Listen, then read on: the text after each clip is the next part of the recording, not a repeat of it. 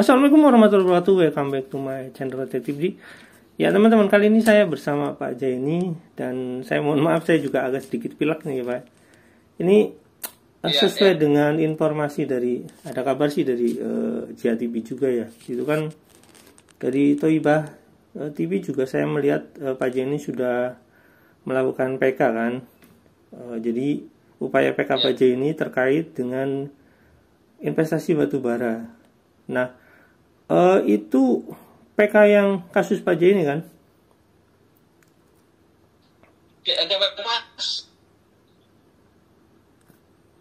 Itu untuk PK, itu untuk PK kasus Pak Jaini kan? Oh iya betul. Jadi PK yang saya ajukan itu untuk perkara saya pribadi ya.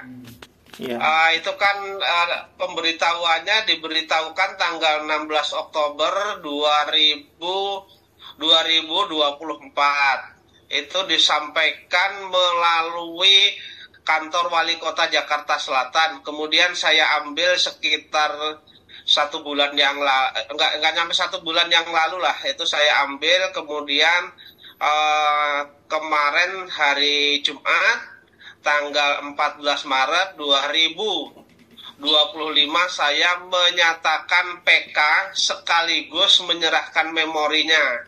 Jadi 5 bulan kurang 2 hari saya mengajukan PK dan menyerahkan memorinya itu. Kalau menurut aturan kan maksimal itu 6 bulan atau 180 hari. Jadi saya mengajukan PK itu dan mengajukan memori itu masih dalam jeda atau tenggang waktu yang diatur sesuai dengan ketentuan undang-undang begitu Mas. Seharusnya bisa diterima begitu Mas. Oke. Ya. Ya, itu kan memang pakai rentan waktu ya Pak. Jadi pasti bisa diterima. Ya. Sesuai dengan undang-undang. Ya. Nah, kalau memori PK-nya itu sendiri isinya apa kira-kira Pak? Bagian utamanya gitu. Ya, kalau PK itu, alasan PK itu kan sudah diatur menurut ketentuan undang-undang ya Mas. Artinya alasannya itu diatur dalam pasal 67 Undang-Undang nomor 3 tahun 2009 tentang perubahan kedua atas Undang-Undang nomor 14 tahun 1985 tentang Mahkamah Agung. Nah, berkaitan dengan alasan yang sudah diatur itu, maka saya karena PK ini berdasarkan nopum ya, berdasarkan bukti baru atau biasa disebut nopum itu, maka saya di dalam pasal tersebut milih alasannya adalah sesuai dengan huruf A. Huruf A itu kalau perkara diputus berdasarkan suatu kebohongan pihak lawan atau tipu muslihat. Kemudian yang B-nya itu bahwa setelah perkara tersebut diputus ditemukan bukti baru yang menentukan, kan begitu. Kemudian huruf F itu menyatakan kalau ada kehilapan hakim. Nah, alasan A dan B itu tenggang waktunya 6 bulan setelah ditemukan bukti baru itu. Nah, itu masih dalam tenggang waktu bukti saya. Kemudian kalau huruf F itu 6 bulan setelah saya menerima relas pemberitahuan. Jadi semuanya masih dalam tenggang waktu begitu Mas. Kemudian penjabarannya begini, kenapa saya mempergunakan huruf A dan B? Itu sesuai dengan bukti baru atau nopum itu, bahwa adanya suatu kebohongan dari tergugat 4 atau BMT Darussalam yang menyatakan atau yang tanda tangan di dalam surat kuasa itu, di sana tertera yang memberikan kuasa itu bertindak untuk dan atas nama BMT itu adalah satu yang mengaku ketuanya adalah saudara Chandra Darmawan, kemudian sebagai sekretarisnya itu R. Yudi Suwardi, begitu. Nah, kemudian berdasarkan nopum yang ada sama saya, ternyata orang tersebut tidak tercatat sebagai ketua maupun sekretaris. Yang tercatat sebagai ketua sesuai dengan nopum saya ini, ketuanya adalah Imam Prakoso, kemudian sekretarisnya adalah Eko Perihantono. Berdasar karena yang bertanda tangan itu orang yang tidak berwenang atau tidak mempunyai hak, maka menurut hemat saya segala sesuatu yang dilakukan oleh kuasa hukum, ya, karena ini surat kuasanya ada 3, Mas. Untuk pengadilan negeri sendiri, untuk pengadilan tinggi sendiri, untuk kasasi sendiri. Masing-masing itu ditandatangani oleh yang saya sebutkan yang tidak berwenang tadi.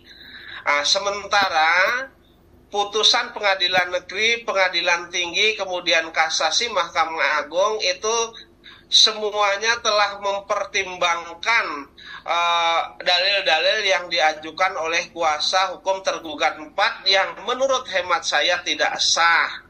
Makanya saya minta bahwa putusan pengadilan negeri, pengadilan tinggi, dan kasasi Mahkamah Agung itu dibatalkan. Sekalipun putusan pengadilan negeri itu kan telah memenangkan dan mengabulkan gugatan saya dan masuk materi begitu, Mas. Itu alasan pertama, Mas. Alasan pertama. Nah, saya mau tanya dulu, Pak. Bisa saya lanjutkan ke alasan berikutnya. Saya punya pertanyaan dulu, pertanyaan, Pak. Mas. Ada pertanyaan dulu. Gini, Pak. Ya. Saya punya catatan tentang nama-nama tersebut, ya. Karena saya punya daftar juga nama tersebut. Jadi kalau misalkan ini, ya, karena ini catatannya agak berbeda dengan saya. Kalau misalkan yang saya tahu salah satu dari mereka memang bukan dari bukan yang berhak tanda tangan. Saya nggak menyebutkan namanya, ya. Salah satu dari mereka. Kalau salah satu dari mereka tidak punya hak untuk memberikan tanda tangan itu, apakah itu juga termasuk novum, Pak? Iya, betul. Jadi kalau salah satu, kan itu harus semuanya orang yang berhak atau berwenang, ya, yang memberikan kuasa menurut hemat saya. Kalau salah satunya itu orang yang tidak berwenang, ya, itu adalah menurut hemat saya tidak sah begitu. Jadi saya beri contoh yang paling gampang lah begini, Mas. Ibaratnya kalau misalnya akte nikah itu yang nikah adalah yang menikahi gadis itu misalnya A di dalam akte nikah itu. Terus kemudian yang mengaku sebagai suaminya adalah si B, kan tentu tidak sah, Mas, begitu, Mas. Iya, jadi catatan saya mungkin agak berbeda, ya, Pak, ya. Tapi pada prinsipnya adalah kedua-duanya juga tidak sah. Kalau salah satunya atau kedua-duanya tidak sah, berarti tetap itu bisa jadi novum, kan? Tidak sah, Mas, karena di sana kan kalau di dalam novum ini Saudara Chandra Dermawan itu adalah sebagai wakil ketua. Kemudian mereka di dalam surat kuasa itu jelas, terang, dan cetowelo-welo menyatakan sebagai ketua begitu. Ya. Pokoknya intinya kemudian mereka pada saat persidangan pertama itu mereka hanya menyetorkan kapernut yang menyatakan bahwa kapernut, ya, sifatnya itu kapernut dari notaris yang menyatakan bahwa ini ketua, ini wakil.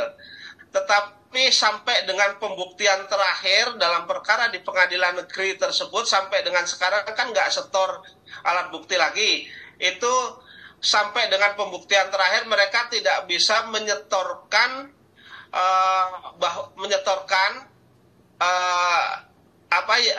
menyetorkan laporan kepada Menteri Koperasi bahwa yang tercatat sebagai pengurus di dalam BMT itu yang dilaporkan ke Menteri Koperasi adalah ketua atau wakil ketua tersebut, Mas. Jadi menurut hemat saya adalah cacat, karena setelah perkara tersebut diputus, saya temukan ternyata yang tercatat masih pengurus yang lama, yaitu Saudara Imam Prakoso sebagai ketua dan Eko Perihantono sebagai wakil ketua. Sementara sesuai dengan ketentuan undang-undang yang ada, itu ketika ada perubahan atau penggantian daripada pengurus itu wajib untuk dilaporkan kepada Menteri Koperasi dan UKM tersebut, Mas, begitu, Mas.